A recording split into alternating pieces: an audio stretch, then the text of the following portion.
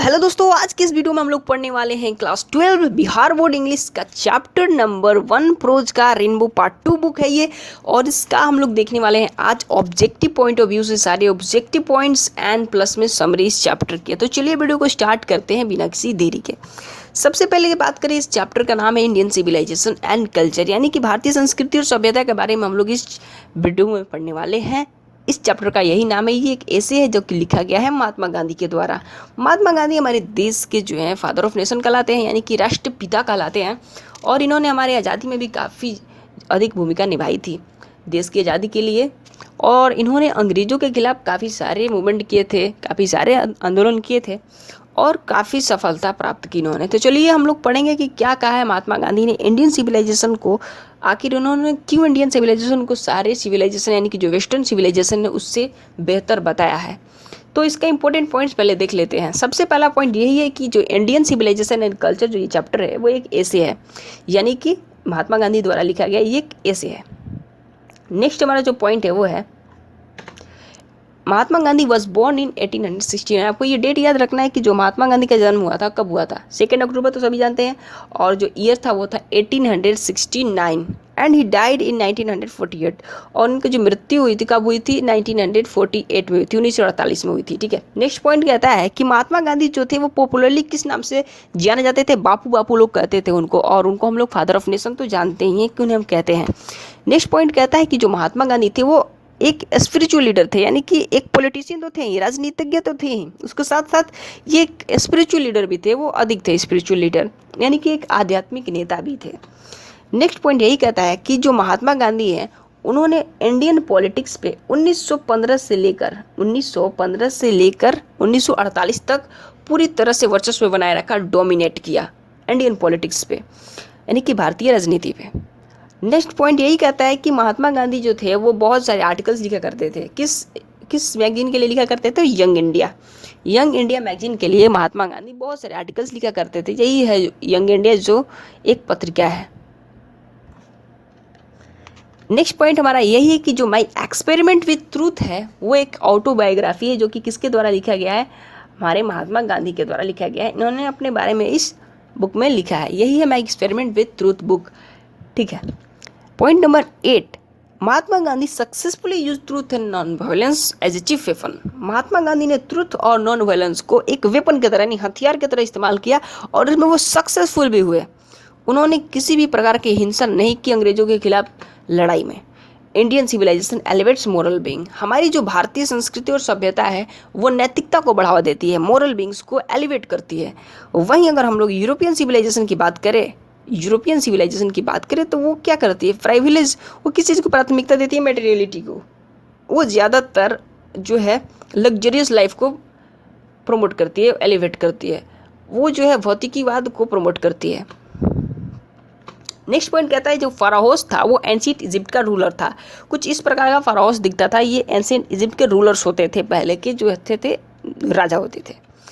Indians glory is that it is immovable. India के लिए शान की बात क्या है कि ये इसकी जो सिविलाइजेशन है वो अडिग है, शुरू से लेकर अंत तक ये अडिग रही है। Gibbon is associated with Italy. जो गिबन वर्ड है वो इटली से एसोसिएटेड यानी कि जुड़ा हुआ है। Indian civilization is based on belief in God. हमारी जो इंडियन सिविलाइजेशन वो किस चीज़ पे बेस्ड है, बिलीफ इन गॉड, यानी कि भगवान पे भरोसा रखती है, वो आस्तिक है। वहीं पे यूरोपियन सिविलाइजेशन की बात करें तो वो ये गॉडलेस होती है, यानी कि वो भगवान को नहीं मानते हैं, वो नास्तिक होते हैं। Our ancestors enjoyed true home rule. हमारे जो एंसेस्टर्स थे, जो पूर्वज थे, हमारे जो फोर फादर्स थे, उन्होंने ट्रू होम रूल को एंजॉय किया। उन्होंने अपने लिए एक ट्रू होम रूल बना रखा था। अपना उनका नियम होता था घर पे, उनके एक सरपंच होते थे। अगर किसी भी प्रकार का कोई भी मामला आता है, किसी भी प्रकार की शिकायतें आती हैं कहीं से, तो वो उनको निपटारा कर लेते थे वहीं पे गाँव में ही। Our ancestors were satisfied with small villages. हमारे जो भी एंसेस्टर्स थे, पूर्वज थे, वो छोटे अपने गांव से ही खुश थे। उनको बड़े शहरों में जाने का कोई शौक नहीं था, क्योंकि वो लोग समझते थे कि अगर हम बड़े शहरों में जाएंगे तो हमें लूटा जा सकता है, क्योंकि वहाँ पे बहुत सारे थीव्स एंड रॉबर्स रहते हैं। Plain living and high thinking is the motto of western philosopher. और जो वेस्टर्न फिलोसफर है उनकी एक बहुत ही अच्छी सोच रहती है, क्या, plane living and high thinking, यानी कि सदा जीवन और उच्च विचार। ये तो काफ़ी अच्छी बात है उनके बारे में। ये रहे सारे वेस्टर्न फिलोसफर, इन सब की यही सोच होती है। अब हम लोग देखने वाले हैं इस चैप्टर की समरी। इस चैप्टर में बेसिकली महात्मा गांधी यही दिखाने का प्रयास करते हैं कि जो भारत की सभ्यता है, जो इंडियन सिविलाइजेशन है, उसको कोई भी परास्त नहीं कर सकता, क्योंकि ये सबसे बेस्ट है पूरी दुनिया में। आज तक सभी सिविलाइजेशन अपने जगह से तितर बितर हो चुके हैं, बिल्कुल ही अशांत हैं, लेकिन हमारी जो सिविलाइजेशन है आज जो पहले थी वो भी आज चली आ रही है और आगे भी चलेगी। उन्होंने ये बताया है कि किस प्रकार से रोम जो है वो समाप्त हो गया, किस प्रकार से जो ग्रीस है वो समाप्त हो गया, जो फराहोस था उसकी शक्तियाँ किस प्रकार से चूर हो गई। उन्होंने बताया ये जो सारे वेस्टर्न सिविलाइजेशन को फॉलो करते थे वो किस प्रकार से बर्बाद हो गए। जो जापान था वो भी वेस्टर्नाइज्ड हो गया। हालांकि उन्होंने कहा कि चीन के बारे में तो कुछ भी कहा नहीं जा सकता। उन्होंने इंडिया के बारे में बताते हुए कहा कि जो गुजराती सभ्यता है, जो गुजरात की सभ्यता है वो सबसे जो है सदाचार की सभ्यता मानी जाती है, गुजराती सभ्यता को। उन्होंने आगे फिर बताया कि जो हमारा माइंड होता है, मन जो होता है, वो एक रेस्टलेस बर्ड होता है, यानी कि अशांत पक्षी की तरह होता है। इसको जितना ही दो वो और की मांग करता है। ये कभी भी सेटिस्फाई नहीं होता कि मैं ये लेकर संतुष्ट हो गया। माइंड जो है रेस्टलेस बर्ड होता है। इसलिए हमें क्या करनी चाहिए, इच्छाओं में लुप्त नहीं होना चाहिए कि हमें ये इच्छा है वो इच्छा है।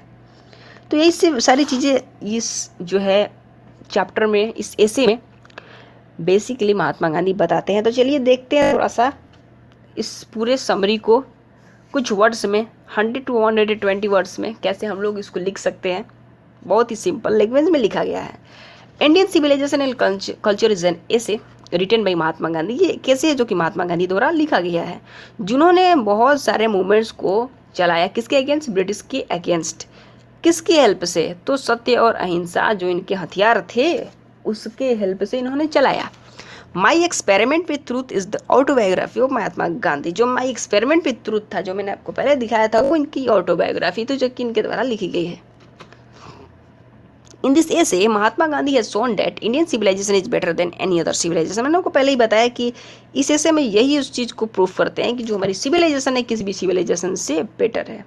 He says that our civilization cannot be beaten in the world। हमारी सिविलाइजेशन को कोई भी परास्त नहीं कर सकता है इस दुनिया में, क्योंकि हम उन्हीं पाथ को फॉलो करते आ रहे हैं जो हमारे एंसेस्टर्स ने हमारे लिए बनाए थे। हमारे पूर्वजों ने जो भी रास्ते बनाए हम उसी को फॉलो आज तक करते आ रहे हैं और आगे भी करेंगे। उन्होंने ये कहा कि जो माइंड है वो एक रेस्टलेस बर्ड है, इसको जितना ही मिलता है more it gains the more it wants and still remains unsatisfied. इसको आप जितना ही दोगे उसकी इतना ही मांग करेगा और फिर भी अनसेटिस्फाइड ही रहेगा, कभी भी संतुष्ट नहीं होगा। सो हमें क्या करना चाहिए, अपने पैशंस में इंडल्ज नहीं होना चाहिए, हमें अपनी इच्छाओं में लुप्त नहीं होना चाहिए। वो आगे कहते हैं कि हमें जो है बड़े बड़े शहरों में नहीं रहना चाहिए, नहीं जाना चाहिए। वो हमें बड़े शहरों में जाने से मना करते हैं। क्यों? क्योंकि वहाँ पे large gang of thieves and robbers हो सकते हैं जो कि हमें लूट लेंगे। हम जो भी चीज़ें, जो भी पैसे वहाँ पे लेके जाएंगे, हो सकता है वो हमें लूट लें। जो भी वहाँ पे चोर रहते हैं, जो भी वहाँ पे रॉबर्स रहते हैं। उन्होंने हमें ये भी कहा कि हमें जो है यूरोपियन सिविलाइजेशन को तो कभी भी नहीं अपनाना चाहिए। क्यों नहीं अपनाना चाहिए? क्योंकि ये जो है मटेरियल्स की वर्शिप पे बेस्ड है। वो जो है भौतिकवाद की आराधना करते हैं, जो कि हमें आलसी बनाता है। उनके पास मशीन से सारे काम करने के लिए मशीन से, चलने फिरने खाने के लिए भी मशीन से, ऐसा मान के चला सकता है। आजकल आप देख सकते हैं रोबोट्स आ चुके हैं। तो ये तो बात उन्होंने बहुत पहले ही लिखा था, जब वहाँ पे बहुत सारे मशीन्स का इस्तेमाल होता था यूरोप वाले कंट्री में, और वहाँ पे बहुत सारे मशीन्स, हाथों का काम तो बंद ही हो गया था। इससे कई लोगों में बेरोजगारी भी आ गई थी, क्योंकि लोगों के काम को मशीनें करने लगी थी बहुत ही आसानी से, बहुत ही तेज़ी से। इससे क्या हुआ, लोग जो है आलसी होने लगे। इसलिए उन्होंने कहा कि हमें इस चीज़ को फॉलो नहीं करना चाहिए। इसलिए वो क्या करते थे, अपने हाथों से ही बुनाई करते थे, जो है खादी के कपड़े बनाते थे और आगे भी चरखा से जो है बुनाई करते थे, और सभी लोगों को सलाह भी देते थे कि हमें अपने हाथों से बनाए हुए कपड़े को पहनना चाहिए।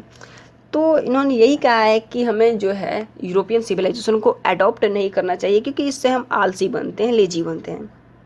अंततः एट लास्ट महात्मा गांधी यही कहते हैं कि जो यूरोपियन सिविलाइजेशन है वो यूरोपियंस को ही शूट करता है, ये हमको शूट नहीं करता। अगर हम इसको कॉपी करने का प्रयास करते हैं तो ये हमारे इंडिया, हमारे भारत, हमारे हिंदुस्तान के लिए बर्बादी साबित होगा और यही कह के ये समाप्त होता है यहीं पे। आई होप कि आपने ये ऐसे अच्छे से समझ लिया है। बस कुछ 100 वर्ड से भी कम का ये लाइन का ये जो है समरी था, और आपने ऑब्जेक्टिव का जितने भी पॉइंट्स मैंने आपको बताया आपको सबको याद कर लेना है। इसी में से कई सारे क्वेश्चंस आ सकते हैं एग्जाम में।